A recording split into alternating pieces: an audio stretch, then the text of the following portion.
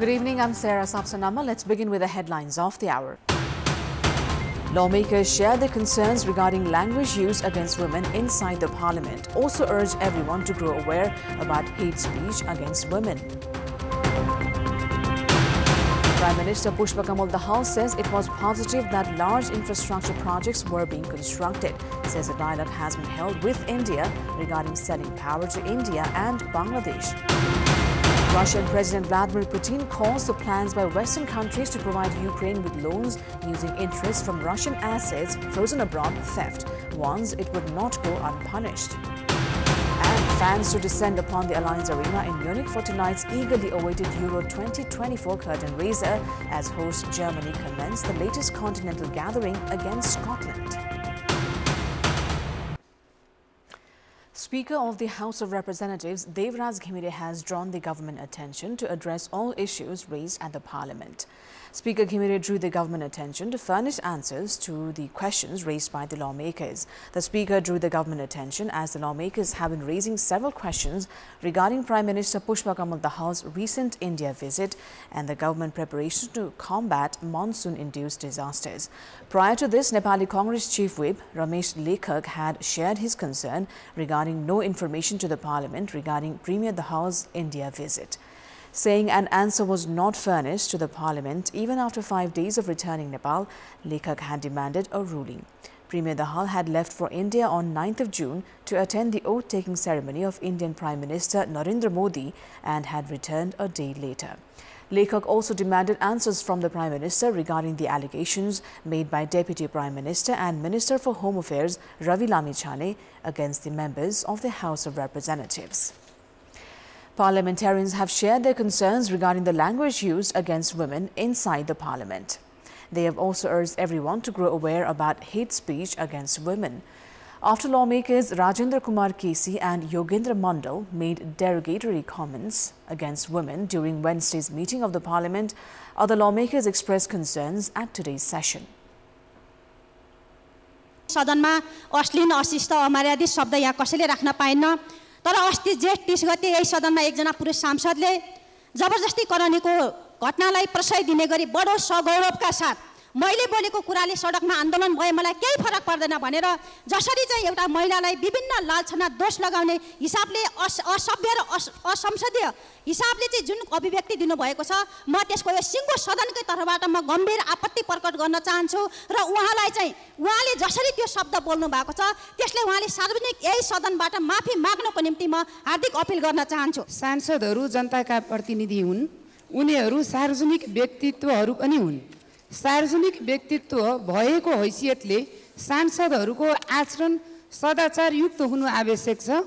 संसदभित्र वा संसद बाहिर बोलिने भाषा मर्यादित र कुनै समूह वा वर्ग विशेष विरुद्ध हे भाव राखेर बोलिनु हुँदैन। हाम्रा संसदीय कानुन र कार्यविधिहरूले हाम्रा मर्यादाहरू तोकिएका छन्। त्यसका परिपालनामा हामी सबै सचेत बनौं, स्व अनुशासनमा बस्न सकौं, महिलाहरूको सम्मान र मर्यादा गर्न सकौं। Parliamentarians of the ruling parties themselves also criticized the budget introduced by the government. They alleged of allocation of budget on the basis of previous practices. Budget जुन ढंगले विनियोजित भएको छ यो पहुँचमा केन्द्रित भएर चाहिँ विनियोजन भयो, दूरदराजका जनताको आवश्यकतालाई केन्द्रित गरेर विनियोजन गरेन भन्ने जनताको व्यापक गुनासो आएको छ। व्यवस्था हिजो पनि थियो, आज पनि छ। हिजोको व्यवस्थाको शासकहरूले पनि आफू केन्द्रित र आफू चाहिँ अनुकूल बजेट निर्माण गर्थे भने अहिलेका नयाँ मन्त्री र चाहिँ सरकारका निकायले पनि आफ्नो अनुकूल बजेट निर्माण गर्ने जो यो प्रक्रियाले यो व्यवस्थालाई सही ठाउँमा पुर्याउँदैन। त्यसले गर्दाखेरि हामीले यो व्यवस्था बदलेको अर्थ रहँदैन भन्ने मलाई लाग्छ सभामुख महोदय। The parliamentarians also drew the government attention to ensure preventive measures to combat disasters and curb the damages caused by them and to implement the law to prohibit child marriage. Prime Minister Pushpa Kamal Dahal has said that inauguration after completion of large-scale infrastructure projects was a positive achievement at a time when a negative narrative of no progress is being made in the country and was being spread.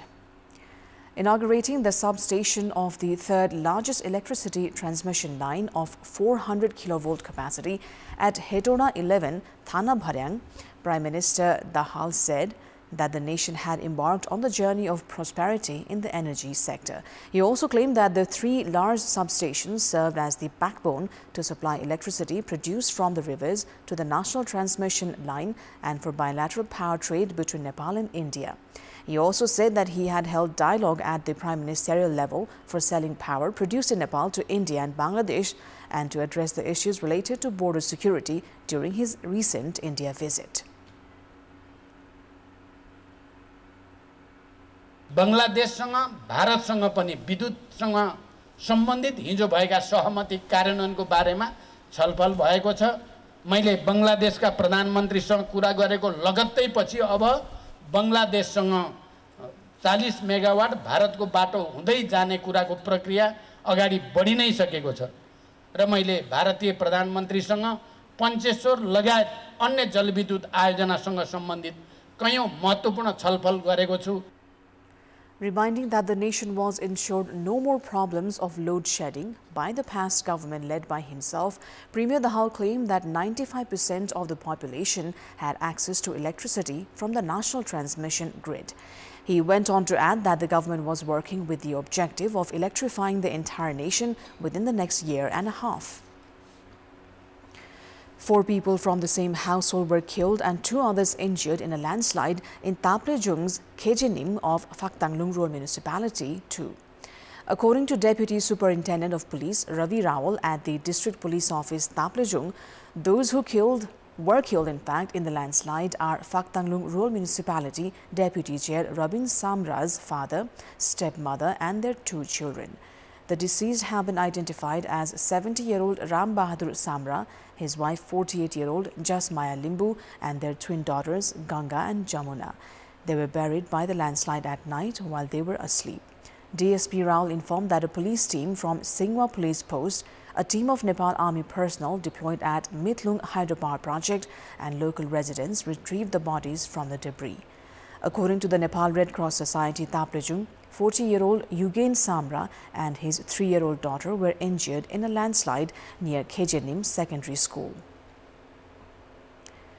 It is time now for our segment Public Pulse, where you text us with your opinion. The question is, what's your take on the government saying there is no problem in using TikTok as per law, but making policy not to operate it? Your options are A, dual character, B, indication of creating pressure, and C, clamp on expression. The voting is on. Type NEWS, select your option A, B or C and send it to 34001 to share your opinion with us. Kantipur Television's senior sub-editor Dashrath Rai has been bereaved of his father. Rai's father, Dhanukumar Rai, passed away at the age of 93 yesterday. A resident of Chaudandigari Municipality, Ward Number 4, Basaha of Udaipur, he was suffering from disease related to his respiratory system. Moving on, family members and relatives of 3 individuals killed during construction of a drainage in East Nawalparasi have vandalized Kawasudi Municipality.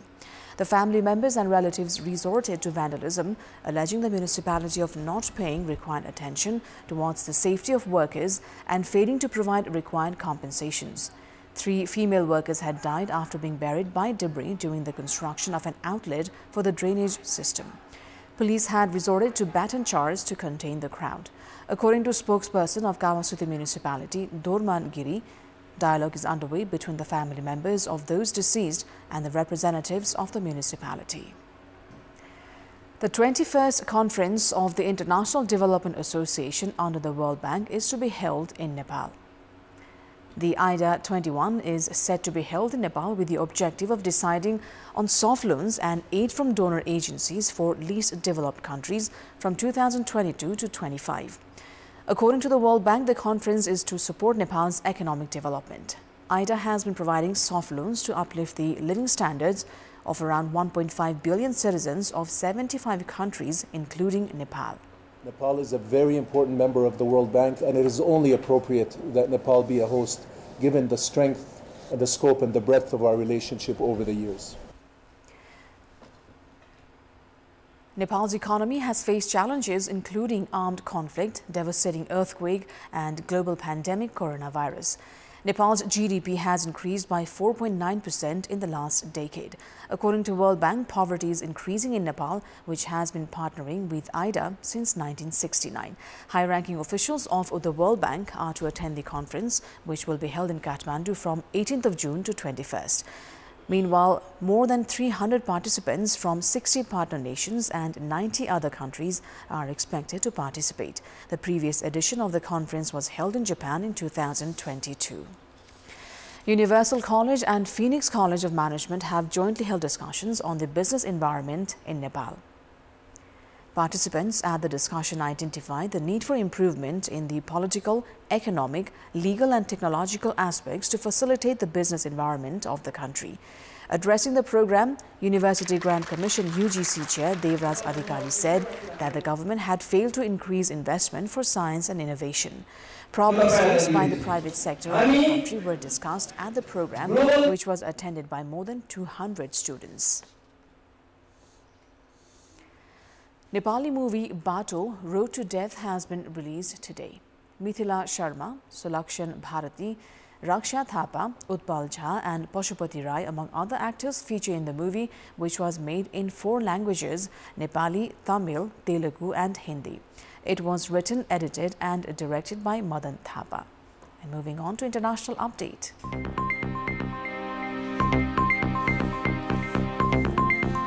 Russian President Vladimir Putin has said that plans by Western countries to provide Ukraine with loans using interest from Russian assets frozen abroad was theft and would not go unpunished.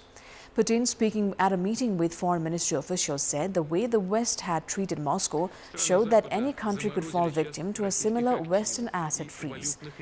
Putin said that despite all the chicanery, theft will certainly remain theft and it will not go unpunished. He also said that now it is becoming obvious to all nations, companies and sovereign funds that their assets and reserves are far from safe in the both legal and economic sense of word.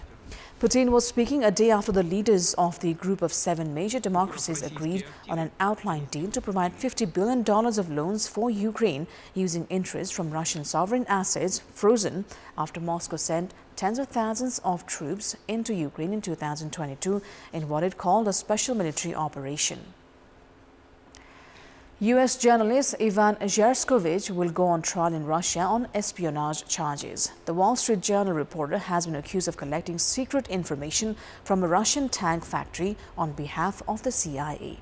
The prosecutors say he will stand trial in a court in Yekaterinburg, the city in Urals he was arrested in last March while covering the war in Ukraine. Zherskovich, who is 32 years old, denies the charges, while the WSU dismissed the forthcoming trial as a sham. The U.S. considers the reporter to be wrongfully detained. Russian prosecutors say that an investigation had been established that the reporter had collected secret information about the production and repair of military equipment from a Russian tank factory. In a statement, they accused him of carrying out the illegal actions using painstaking conspiratorial methods. This, prosecutors said, was on the instructions of the CIA. Since his arrest, Zherskovich has remained in pre-trial detention in Moscow from Yekaterinburg. He has spent over a year behind bars and, if found guilty, faces up to 20 years in prison. His arrest marked the first time Russia had accused a U.S. journalist of espionage since the Soviet era. Earlier this year, in an interview with Tucker Carlson, President Vladimir Putin said he believed a deal could be reached to free Zherskovich. That is all for the moment. Thank you for watching. Bye for now.